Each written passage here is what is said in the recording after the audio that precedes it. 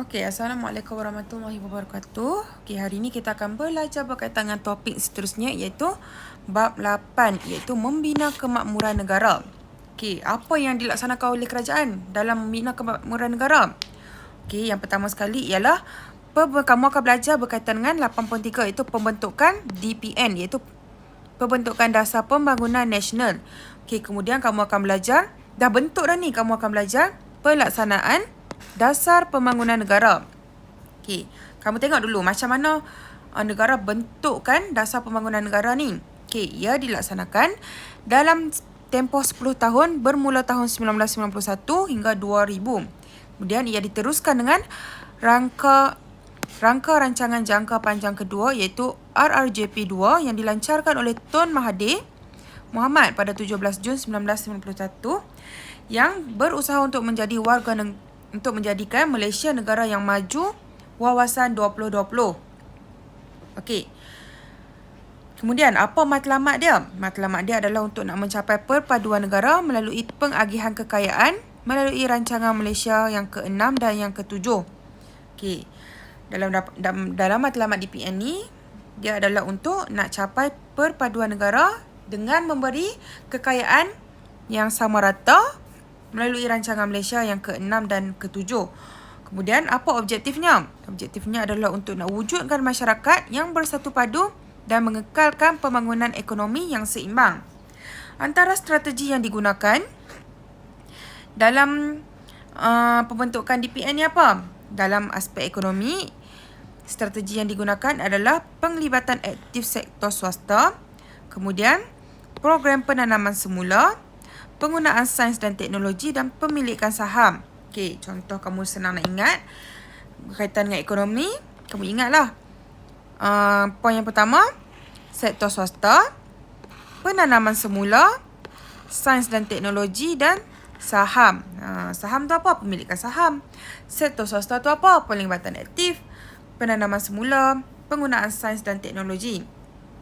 Kemudian, dalam sosial pula ialah insentif dan kemudahan pendidikan, melahirkan masyarakat perdagangan dan perindustrian Bumiputera dan membentuk masyarakat yang disiplin dan progresif.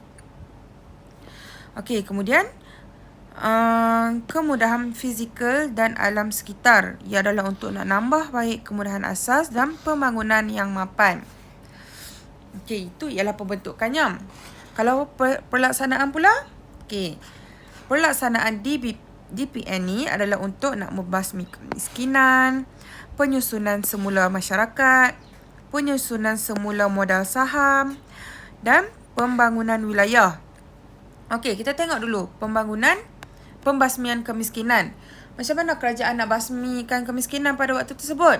Okey, dengan memberi subsidi kepada nelayan dan petani. Kemudian golongan belia juga dapat latihan agensi kerajaan seperti Pusat Latihan Kemahiran Giat Mara dan Institut Latihan Perindustrian. Maksudnya untuk nak bagi ilmu, untuk nak kembangkan lagi golongan belia, kerajaan bagi institusi kemahiran. Kemudian pelaksanaan yang kedua ialah penyusunan semula masyarakat. Pembentukan masyarakat perdagangan dilaksanakan dan juga perindustrian Bumiputera adalah untuk nak tingkatkan lagi tenaga kerja dan penyertaan Bumiputera untuk pengurusan harta dan etika perniagaan, pemberian kontrak dan kuota juga dan lesen perniagaan juga diberikan dan kerajaan juga menggalakkan penyertaan Bumiputera dalam IKS. IKS ni ialah industri kecil sederhana. Okey, kemudian berlaku juga kerajaan juga melaksanakan penyusunan semula modal saham. Okey, macam mana kerajaan laksanakan? Adalah untuk tingkatkan Bumiputera sekurang-kurangnya mencapai 30% pemilikan. Maksudnya, dalam saham Bumiputera ni, kerajaan ni nak menggalakkan rakyat untuk libat dalam saham untuk nak capai 30% pemilikan, penguasaan dan pengurusan sektor awam. Ia juga memperkasakan program penswastaan. Contoh program penswastaan yang dilaksanakan adalah seperti MARA, PERNAS dan PKEN iaitu Perbadanan Kemajuan Ekonomi Negara. Okey, kemudian pembangunan wilayah juga dilaksanakan, iaitu peranan Malaysia Agriculture Research and Development Institute yang dikenali sebagai MARDI dan konsep pertanian pintar juga dilaksanakan dan penyebaran industri terpilih. Okey, ini adalah pelaksanaan DPN. Okey, dalam nak mencapai DEB, Dasar Ekonomi Baru dengan DPN tersebut, dalam aspek sosial, apa yang telah dicapai? Okey, dalam aspek sosial yang dicapai ialah penurunan kadar kemiskinan, peningkatan kualiti hidup, kemunculan golongan pertengahan, masyarakat perdagangan dan perindustrian Bumiputera, pembangunan pendidikan, pengangkutan dan perhubungan, dan perkembangan wilayah. Okey, kita tengok dulu penurunan kadar kemiskinan. Okey, melalui DEB iaitu Dasar Ekonomi Baru, dia telah berjaya kurangkan kadar kemiskinan daripada 49.3% kepada 17.1%.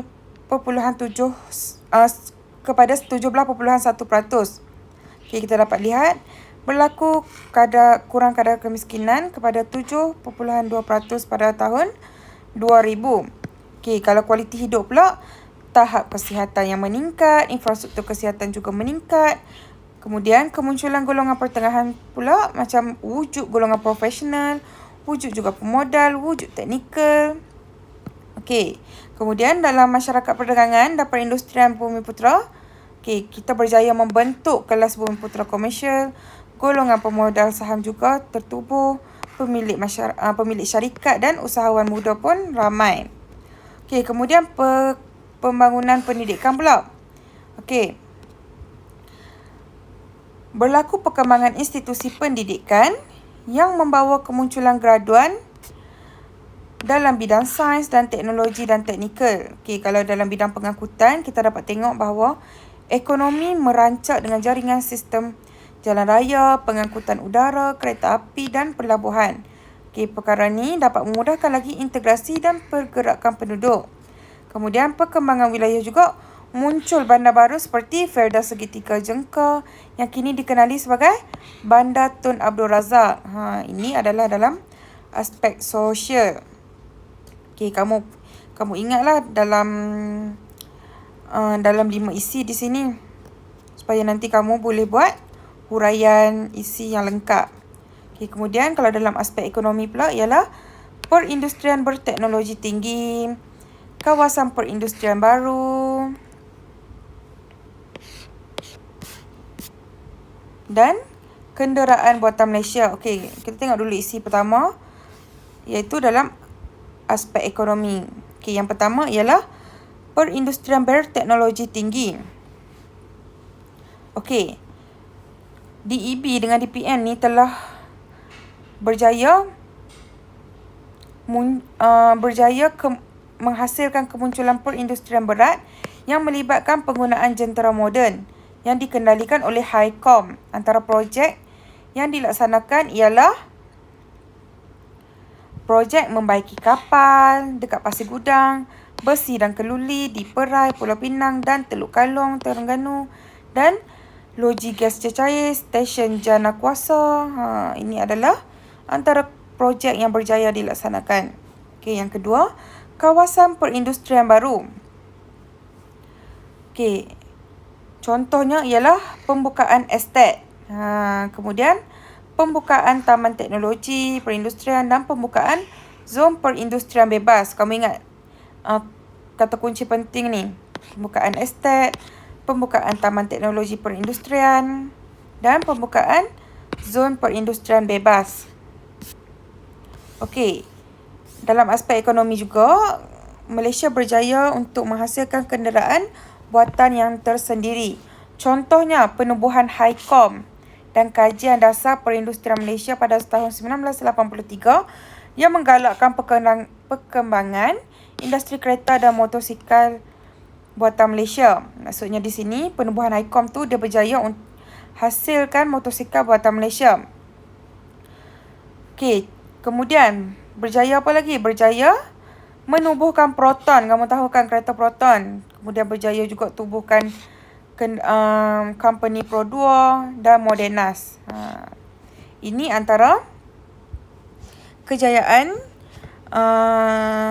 dasar yang dilaksanakan, iaitu DEB dengan DPN. Okey. Ada 4 isi daripada segi kenderaan buatan Malaysia, iaitu berjaya melaksanakan industri kereta dan motosikal buatan Malaysia seperti Proton, Pro 2 dan Modernas. Okey. Senang saya topik ni bagi saya. Saya harap kamu semua faham dan ingat. Kamu perlu bagi fokus lah. Sebab cikgu hanya ajar topik-topik penting je yang tak masuk je ni. Bukan semua cikgu ajar ni. Cikgu hanya tekankan kepada sub topik yang tak masuk lagi.